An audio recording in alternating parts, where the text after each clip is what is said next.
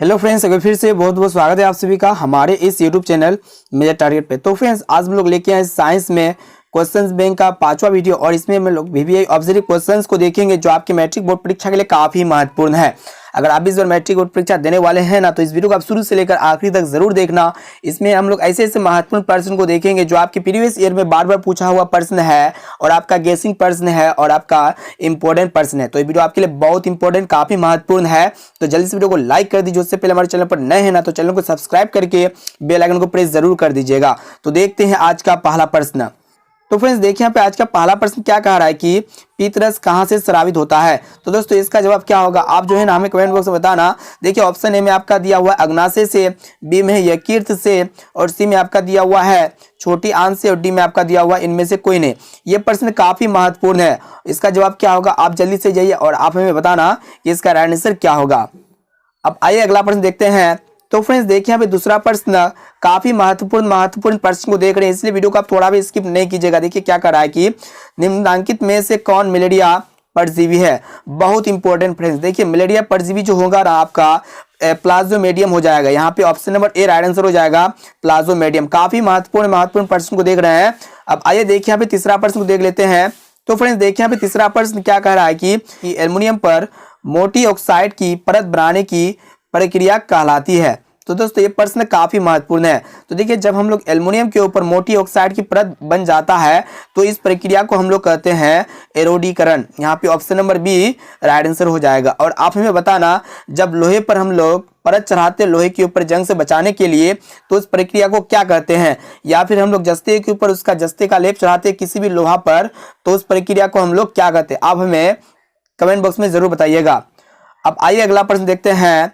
तो फ्रेंड्स देखिए यहाँ पे चौथा प्रश्न काफी महत्वपूर्ण प्रश्न को देख रहे हैं, वीडियो को आप थोड़ा भी स्किप नहीं कीजिएगा। देखिए यहाँ पे क्या कह रहा है कि सामान्य नेत्र के लिए दूर बिंदु है।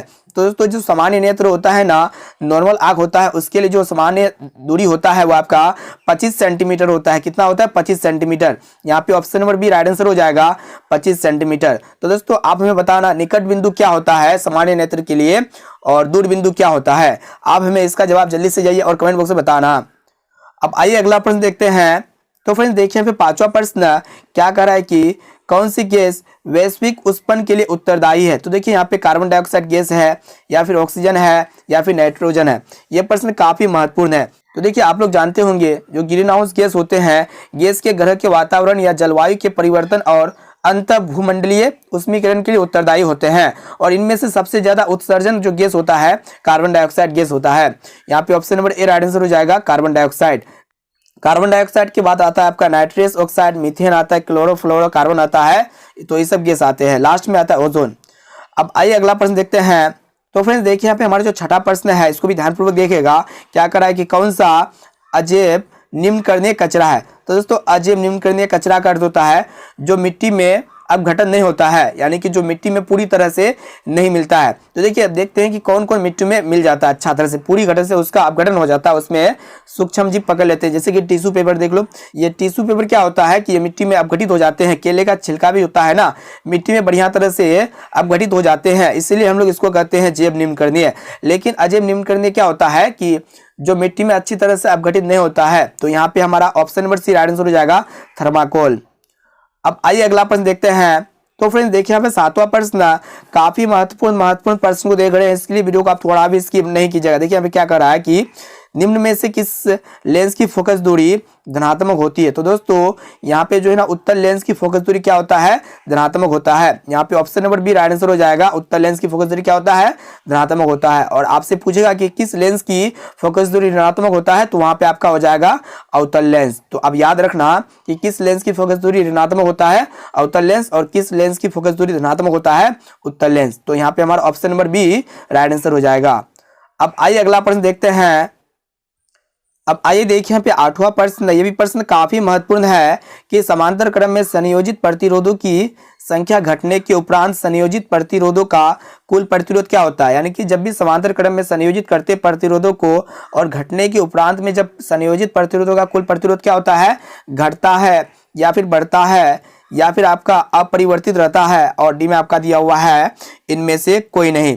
तो दोस्तों जब भी हम लोग समांतर क्रम में संयोजित प्रतिरोध को करते हैं तो घटते क्रम में उपरांत संयोजित प्रतिरोध का जो कुल प्रतिरोध होता है बढ़ता है। यहाँ पे option number A right answer हो जाएगा, बढ़ता है। अब आइए अगला प्रश्न देखते हैं। अब आइए देखिए फिर नेक्स्ट प्रश्न क्या कह रहा है कि सल्फर परमाणु की बृहत्तम कक्षा में इलेक्ट्रॉनों की संख्या कितनी होती है। यह भी प्रश्न काफी महत्वपूर्ण है।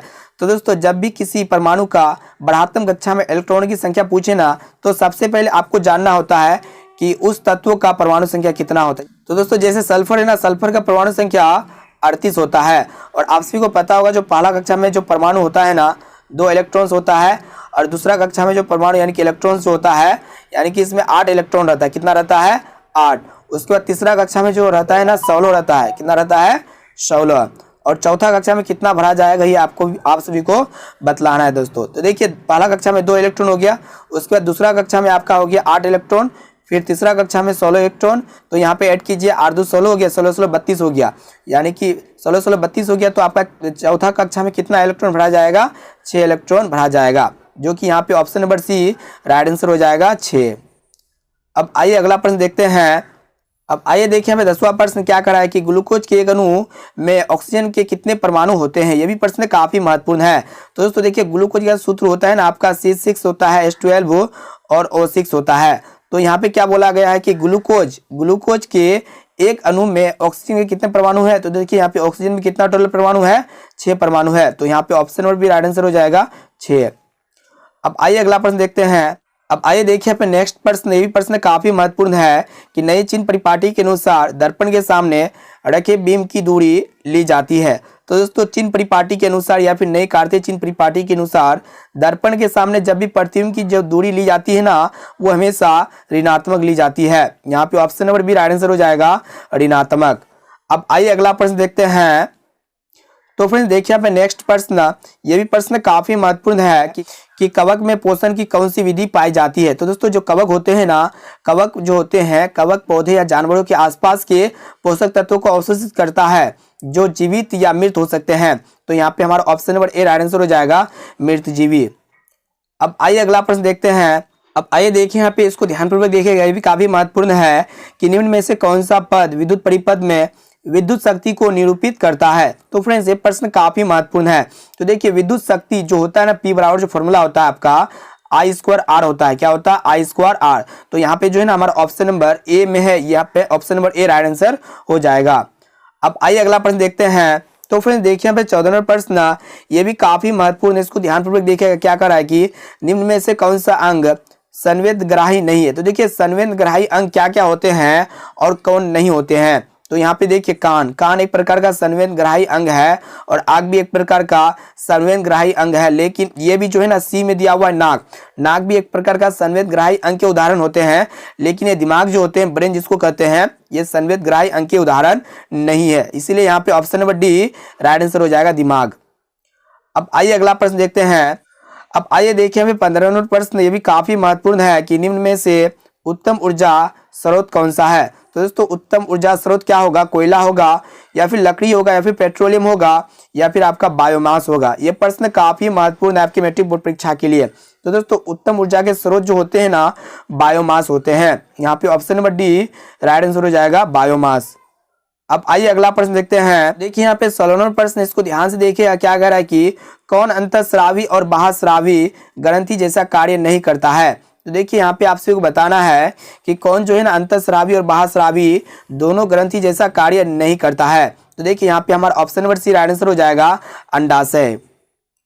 अब आइए अगला प्रश्न देखते हैं। तो फ्रेंड्स देखिए यहाँ पे 17वां प्रश्न काफी महत्वपूर्ण है कि फ्लेमिंग के बामहस्त नियम में बाएं हाथ की तर्जनी संकेत करती है। तो दोस्तों ये प्रश्न बहुत इंपॉर्टेंट है। तो देखिए फ्लेमिंग के बामहस्त नियम के अनुसार जो बाएं हाथ की तर्जनी जो होता है ना, ये संकेत करता है चुंबक क्षेत्र की दिशा, यानी कि चुंबकीय क्षेत्र की दिशा को संकेत करती है। ये ऑप्शन नंबर बी हमारा राइट आंसर हो जाएगा।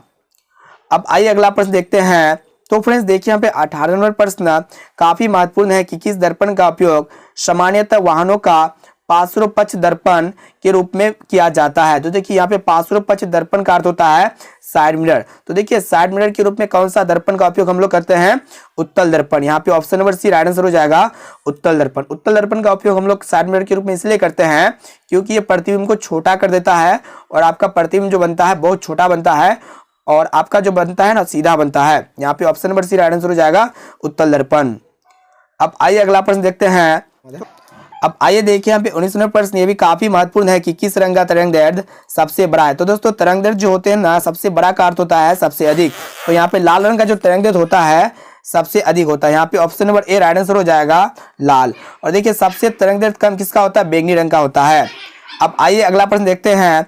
तो फ्रेंड्स देखिए यहाँ पे 20 प्रश्न, ये भी काफी महत्वपूर्ण है कि समजात अंगों का उदाहरण है। तो दोस्तों समजात अंग जो होता है ना, हमारा हाथ और कुत्ते के अग्रपाद मतलब कुत्ते का आगे वाला पैर जो होता है, ये समजात अंग के अंतर्गत आते हैं। यहाँ पे हमारा option number A right answer हो जाएगा। तो फ्रेंड्स आज के लिए इतना ही, फिर मिलते हैं जल्द ही अगले वीडियो पे। और इस वीडियो को अपने दोस्तों में एक बार जरूर शेयर कीजिएगा। चैनल पर नए तो चैनल को सब्सक्राइब करके बेल आइकन को प्रेस जरूर कर देना।